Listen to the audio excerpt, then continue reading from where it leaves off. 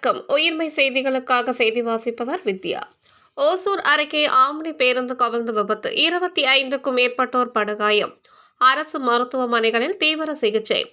மதுரை மாட்டுத்தாவணியில் இருந்து நேற்று இரவு 10 மணி அளவில் தனியார் ஆம்னி பேருந்து 40 பயணிகளுடன் பெங்களூர் நோக்கி புறப்பட்டு வந்து கொண்டிருந்தது. இன்று அதிகாலை கிருஷ்ணகிரி மாவட்டம் ஓசூர் அடுத்த ராயக்கோட்டை அருகே கருக்கன அள்ளி என்ற பகுதியில் பாலத்தின் மீது சென்று கொண்டிருந்த போது எதிர்பாராத விதமாக அருகே உள்ள பள்ளத்தில் உருண்டு விழுந்ததில் 25க்கும் மேற்பட்டோர் படுகாயமடைந்துள்ளனர்.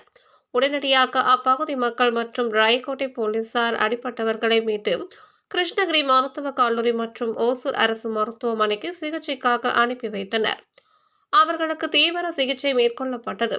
பெரும்பாலும் கை, கால், தலை பகுதிகளில் பலத்த காயங்கள் ஏற்பட்டுள்ளது. கிருஷ்ணகிரி பெங்களூர் தேசிய நெடுஞ்சாலையில் மேம்பால பணிகள் நடைபெற்று வருவதால் தேசிய நெடுஞ்சாலையில் அடிக்கடி வாகன நெரிசல் மற்றும் விபத்துகள் ஏற்படுவதால் தற்போது 4 வழி ராயக்கோட்டை சாலையில் வாகனங்கள் அதிக அளவில் இயக்கப்படுகிறது. அந்த சாலையும் முழுமை அடையாததால் ஆங்காங்கே வாகனங்கள் ஒரு வழி பாதையில் செல்வதால் இது போன்ற விபத்துகள் நடைபெறுகிறது. எனவே தேசிய நெடுஞ்சாலை பால பணிகளை விரைந்து முடிக்க வேண்டும் என பொதுமக்களிடத்தில் தொடர்ந்து கோரிக்கை வைக்கப்பட்டுள்ளது.